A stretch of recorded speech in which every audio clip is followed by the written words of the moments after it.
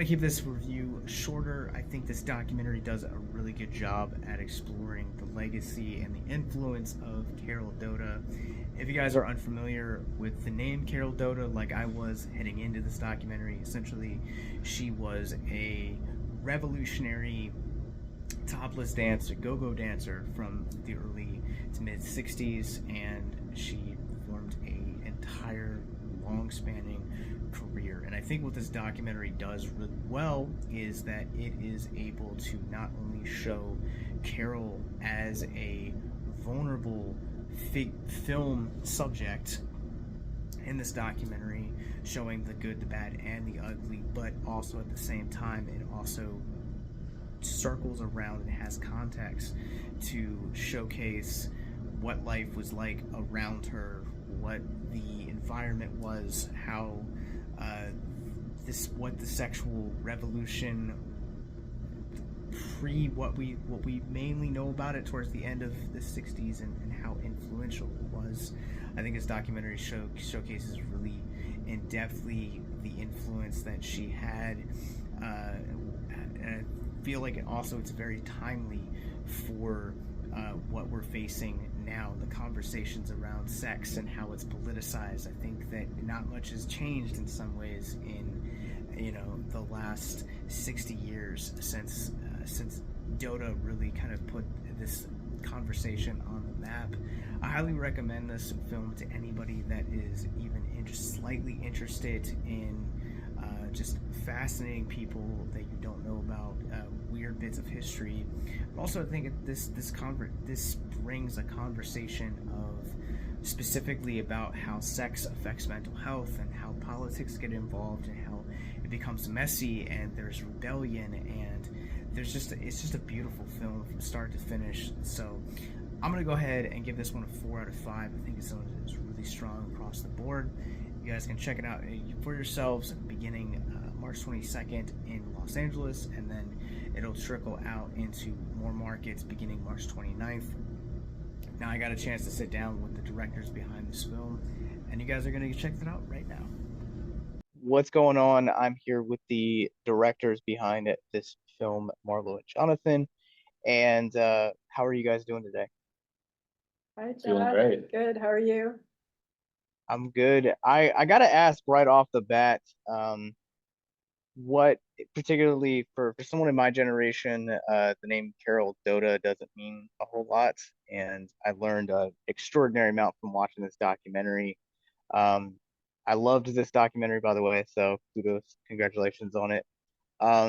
What was it particularly about the personhood or the legacy or the career of Carol Doda that made you guys want to pursue doing this documentary? Well, I met Carol when she opened up a lingerie store on Union Street in San Francisco after she retired from dancing, and I had an office in the building, and I kind of overlooked her little shop in a courtyard on Union Street. And she was very famous in San Francisco, but I didn't really know her story. And so when I started to look into it, I was really fascinated by the way that her career got started, because it was kind of a confluence of very random events. Go-go dancer on top of a piano, the Republican convention, and the Rudy Gernrich's monokini.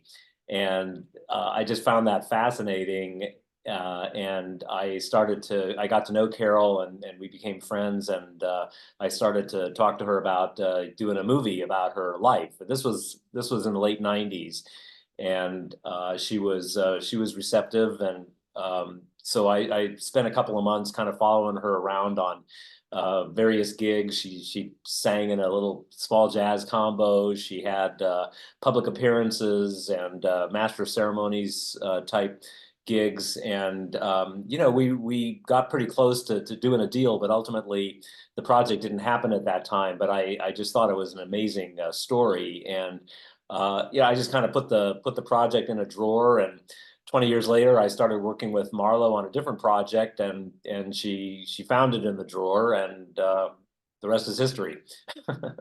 Yes, and I found it in the drawer, and what drew me to her were several things. One of them was the time that the story takes place, and 1964, and it was just before the sexual revolution and the summer of love, the civil rights movement. So all of these fantastic movements were about to come online, and so it's a wonderful revolutionary time to explore. And also it was a time when women were very restricted in what we could imagine for them. And so for Carol to say that, hey, I'd like to have a career and be a career woman, and as part of my career, I'd like to work in entertainment, was a really shocking and new thing. It wasn't something that women did. And to be able to explore that, you know, through her courage and just the kind of sexiness of the story, and to explore all of that was rather enticing. And so Jonathan and I talked about it and decided to take the first steps towards making a movie. Really glad you kind of brought up the angle of like the sexual revolution. A lot of this documentary kind of shows how revolutionary Carol was in kind of this no F's given kind of attitude. She was a rebel. And one of the things I think this film does really well is it expands and it gives a lot of context for particularly how the environment was, not only for women, but also when it came to things like sex and purity. Can you guys kind of talk about the carving out context, not only for showing just how legendary Doda was as a figure at this time, but also at the same time to make sure that we as the audience really understood that how women were treated in that, how they were expected to dress, how they were expected to handle themselves?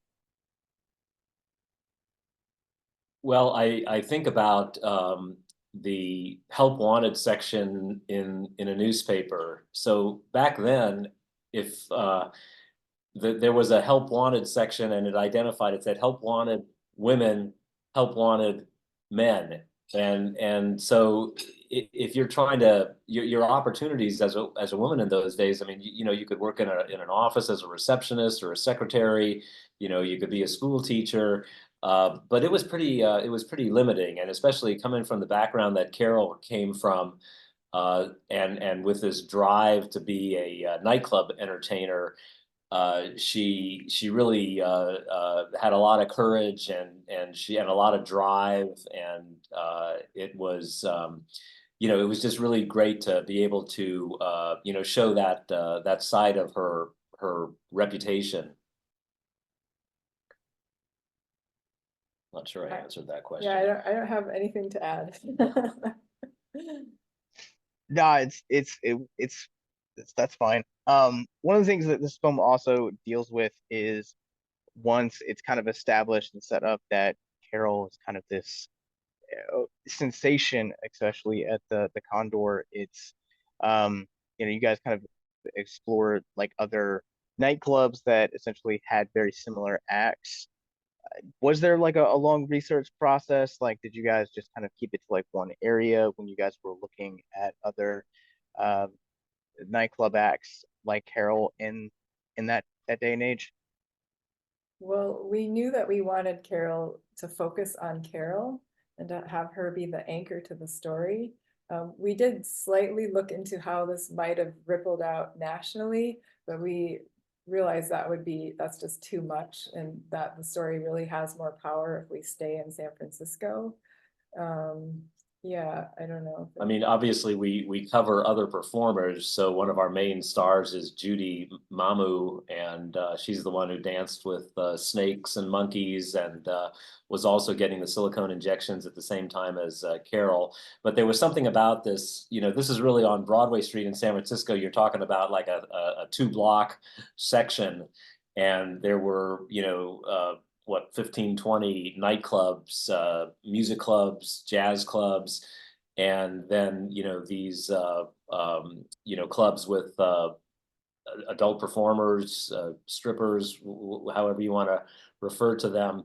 But it was a very fashionable neighborhood, and this neighborhood, you know, went on an arc that we cover in the film, where there was, when the Topless started, there was a burst of, optimism and innocence, and it was fun and sexy. And, as the years went by and the different cultural movements that came in rapid succession, not just in San Francisco, but in probably every major American city, things started to get dark, and the porn industry came in, and the drugs got harder, and it became a different scene. For sure. One of the things that this film also explores is kind of Carol's later years. So um, after kind of the breakup with the Condor happens, we kind of see her going into both the lingerie store, as you previously mentioned, and then also to a later extent. I love the later clips of kind of um, seeing her in her natural element, that it seems like she was kind of up unto that way up until her death. When you guys were making this film, how important was it to kind of show the life past the Condor for Carol? Well, I really loved how entrepreneurial she was in the way that you see in the movie, how she had her Doda dial-a-porn phone sex line, and her lingerie store, and she was in a rock and roll band. And I think it was really important to show kind of all of her, and just this was a part of her creativity. She was extremely creative, and her entertaining side just had so many different aspects to it. And so, yeah, I felt like it was important to show that. Yeah, I mean, to the scene at the, where she's performing as a much older woman, just singing in singing in a little combo in a small club. I mean, to me, that's just like her desire to perform is just the essence of who Carol was. And so to see her continue to do that literally right up until she passed away, I don't know, that's it's kind of an inspiring element, I think. One of the things that I feel like some documentaries will go, they will, if they're sticking after a particular person or subject, they tend to kind of show them only in one light, whereas for this documentary, it really kind of shows some of Carol's struggles off stage, and how the being on stage, whether that was topless or being in front of a crowd, as the some of the third act explores, really felt like it was a boost to her mental health, and really kind of brought her alive. When you guys were kind of mapping out how you guys wanted to portray Carol in this documentary, how important was it to show the good, the bad, and the ugly when it comes to uh, the subject of Carol? Yeah, I mean, if you think about all of our lives, we all have the good and the bad and the ugly. And I think the truest story, or the closest you can get to the truth, is really great. And so we did put some effort into finding out everything we could about Carol. And so that's why we did include, the pieces of her background that we could find. I don't know if I should mention them, but yeah, that she was a mother, but that was something that she didn't take on in her life and entertainment. She couldn't. It was something that was very complex, and I'm sure she was deeply, wounded inside of her for what happened and the way that rolled out with her children. But I think that's important to tell, because it's a point of connection. We can all connect with her when we see not just the highs of her career, but also the struggles that she had. And she's a very complex person. Yeah, I mean, I know what you mean. You sometimes watch documentaries particularly about entertainers, and you get a kind of a very rosy picture, you know, and yeah, I mean, Carol was obviously, her story is important, not because of how famous she was, because obviously, she was famous at a moment and in a place. But I think the film has been getting a good response because of the complexity of her character and having become partly famous because of the silicone injections, and then you want to show you want to explore the consequences of that, and she did have consequences from that. She did it at a time when nobody knew what was going to happen. That was just a very experimental technique back then. And so yeah, it was important. And it's like with a documentary, it's what are you finding? What is your archival research delivering? And there were some very poignant moments that obviously we when she's being interrogated by one reporter and about problems she's encountered having had the silicone injections. That's a very poignant moment. She's very vulnerable at that point, and that's just a huge part of the story, I think.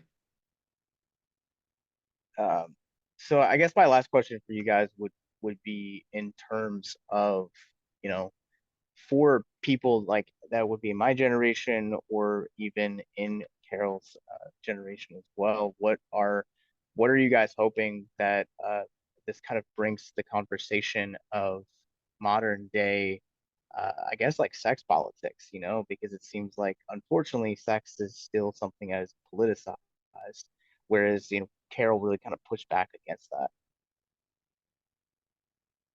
Well, I would hope that the story kind of brings up conversations, yeah, around sex and sexuality and sex workers and what it, nudity and what it means to feel comfortable in your body and the shame that we may have internalized, every one of us because of what culture tells us about our bodies and the shame that we're collaborating and, putting on to other people as a collective. There's so many things to unpack here, but also like body modifications and where that comes from. And there's just so many conversations that are wonderful that I think this movie contributes to culture. I'm right behind that answer. All right. Well, Marlo, Jonathan, I thank you guys for your time, and congratulations again on the film. No, thanks very Thank much. you very Appreciate much. it. We Yeah. appreciate it. Yeah.